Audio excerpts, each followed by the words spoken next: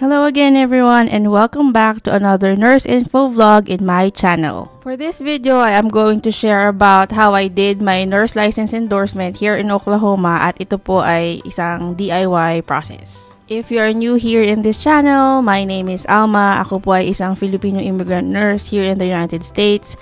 I am here for almost 2 years. And I am fairly new in the YouTube community, so if you like the content in my channel, please don't forget to like and subscribe.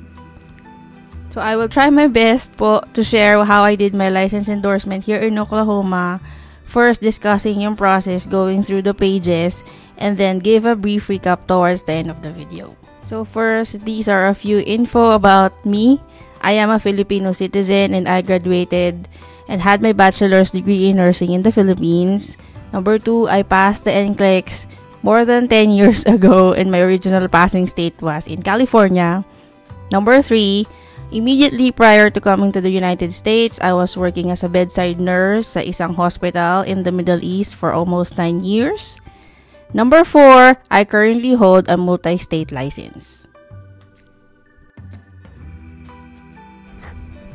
All of the instructions regarding license endorsement can be found on the Oklahoma Board of Nursing website, which is nursing.ok.gov. Once you go to the website, click on Forms and Applications. There you go. And then find the multi-state licensure instructions.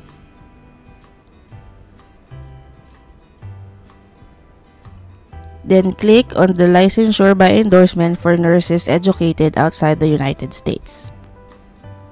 So now you can see all the instructions and if this application applies for you. I chose multi-state kasi same ang requirements sa single state except mas mahal ang payment, which is $190. First of all, you cannot start the application process until you arrive here in the United States because Oklahoma requires you to have an SSN or Social Security number. But there are requirements that you can prepare before arriving in the United States para naman hindi madelay yung process ng license endorsement nyo, which we'll tackle as we go through this video. 16 pages tong instructions na to. I will try my best to break down as simply as I can kung ano yung nakalagay sa instructions nila. Page 1 gives you an idea if this instructions or this licensure endorsement applies for you. So if you will read, this is actually applicable for us US Filipino foreign nurses. Page 2 basically starts with the requirements for the multi-state licensure in Oklahoma. So number 1 is the age requirement, which is a minimum of 18 years of age.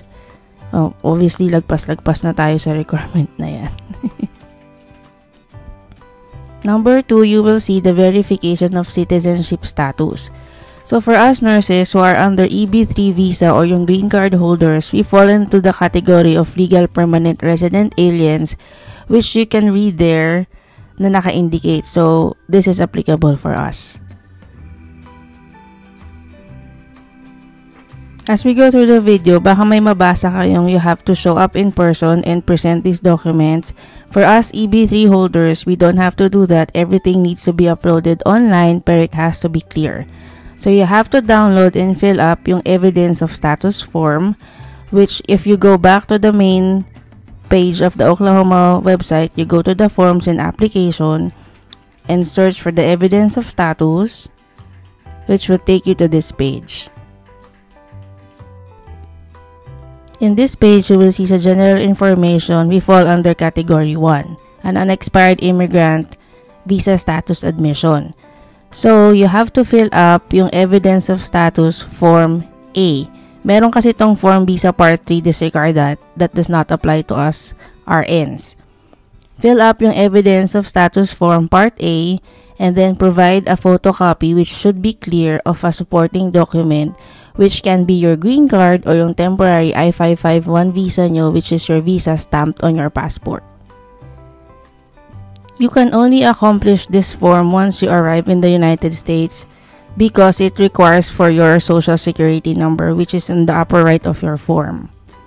And then you have to take this to the notary public. You can find one near your area, pwede nyo i-Google Map, and then with that form, you take it there with a clear copy of your supporting documents, paid it, and then sign it, and they will stamp and seal it. And then that copy, which should be cleared, should be uploaded on your nurse portal once you already create an account.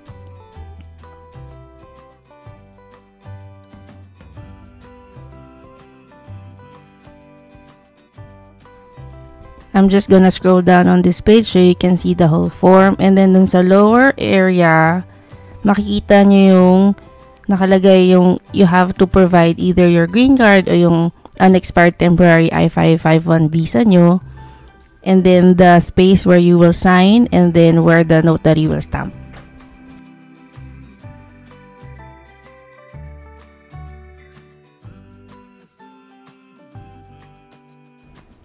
So your number 1 requirement is age. Number 2, verification of citizenship status. Number 3 is nakalagay dito graduation from a government approved program, which this will fall under yung CJFNS nyo.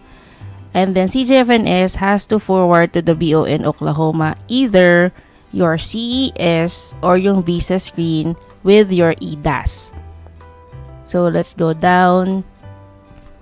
So nakalagay dito either you will submit kahit isa lang dito, yung Credentials Evaluation Service or yung CES, or a valid visa screen and an EDAS.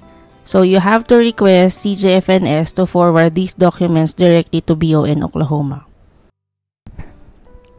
Then your next requirement is completion of licensure examination. So since wala akong active license at the time na nag-apply ako, I have to request yung NCLEX pass report ko from BON California where I originally passed the exam. I have to indicate that they have to forward it directly to the BON Oklahoma. Now on page 4, you can see yung submission of evidence of continuing qualification of practice where ang in-upload ko, ang nakalagay dito is yung letter D, Employment Verification Form.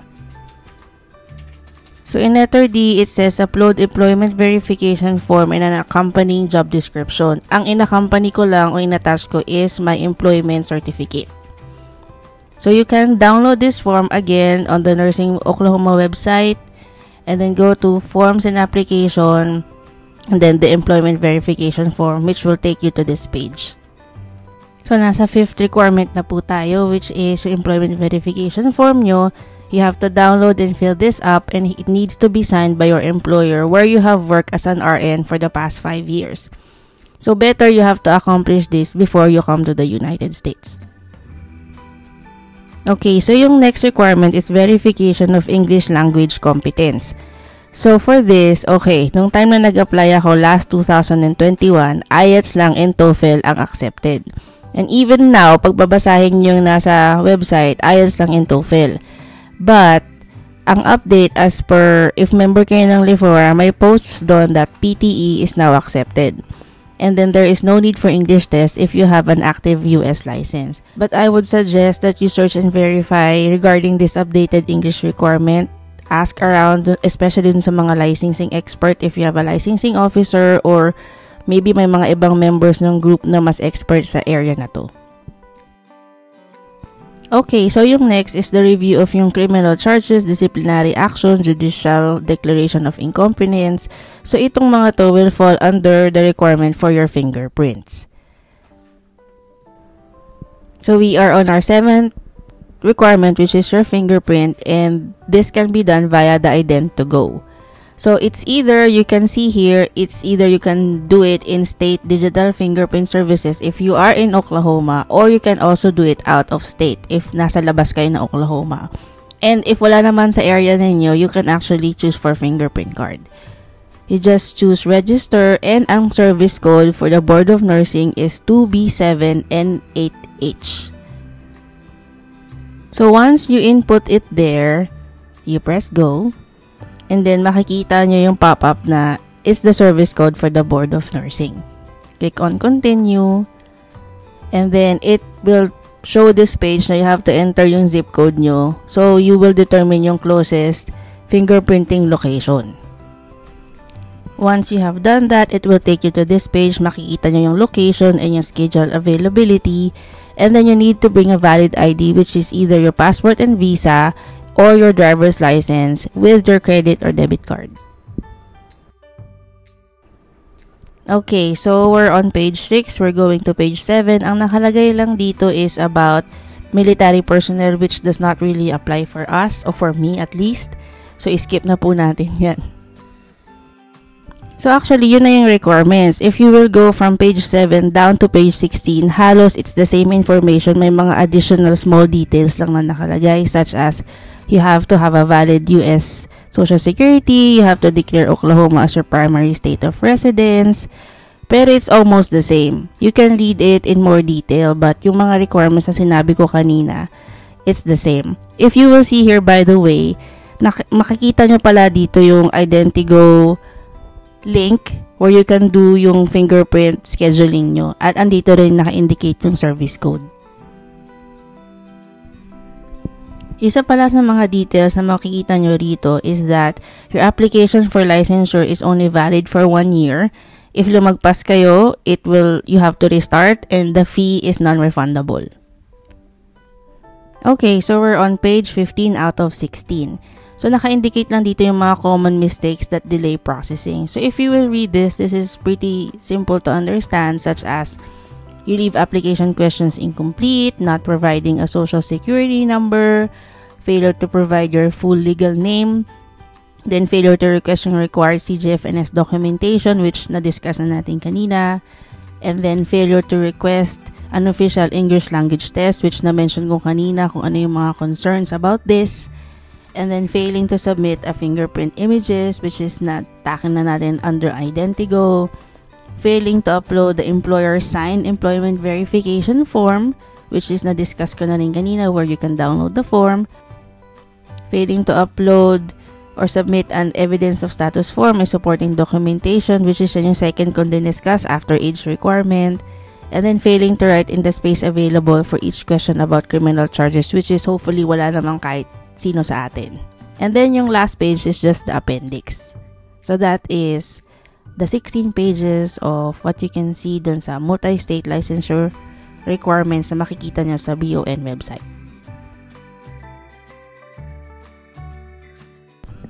On this part, I will show you how you will create an account or register on the nurse portal. So on the BON Oklahoma website, you click on the nurse portal and then you create an account. You click no if you did not have any license in Oklahoma before. You register with your email and then you create your password. And then it will take you to this page.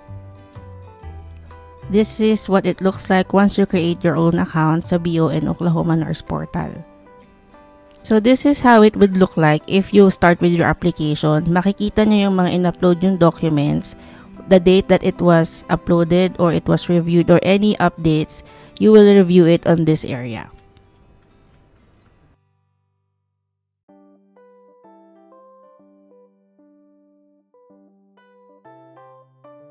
Okay, just to give a quick recap, sana masummarize ko ito ng maayos. Number 1, everything is done online. You have to create your account in the nurse portal in the BON Oklahoma website. Upload all your documents there, make sure it's all clear. Number 2, the minimum age limit is 18 years old, which is, I think we all qualify for that. Number 3, you need to have a social security number to be able to start your process. So the requirements that you need to prepare before coming here in the US is yung credential evaluation nyo through CGFNS, and that is either yung CES nyo na report or yung visa screen nyo with EDAS. Make sure na it's a valid certificate. Number 2 is your employment verification form, which you can download dun sa BON website, which we discussed earlier. You have to fill this up or let your employer sign this, and it needs to be accompanied by a job description, which can be your employment certificate, as long na naka-indicate doon yung function nyo as a nurse. Number 3 is have your NCLEX pass report from the original state that you passed, and let them forward this to BON of Oklahoma. Number 4 is your English test, which needs to be forwarded to BON of Oklahoma if applicable, and confirm if PTE is accepted. And as far as I know, if you have an active US license, you don't need any English exam anymore. But please validate this kasi sa experience ko at that time, I only had to pass the IELTS. So the requirements that you need to do once you arrive here is, number 1, get your social security number because you cannot start the process without it. Number 2 is your evidence of status form, part A. You need to fill this up once you have your social security number and take this to a notary public, have it notarized, and then accompany with a clear photocopy of your green card or your temporary I-551. And then that is the one that you will upload in your nurse portal account. And number 3 is your fingerprint services, which is done via the Identigo website. Take note of the service code and bring your valid ID and a credit or debit card. So that's it for this video. I hope sana po nakatulong naman to kahit papano when it comes to understanding the process, when it comes to your license endorsement here in Oklahoma. And if you have any additional info or any suggestions, please feel free to comment down below. I hope to see you on my next vlog. Stay safe, everyone, and God bless. Bye.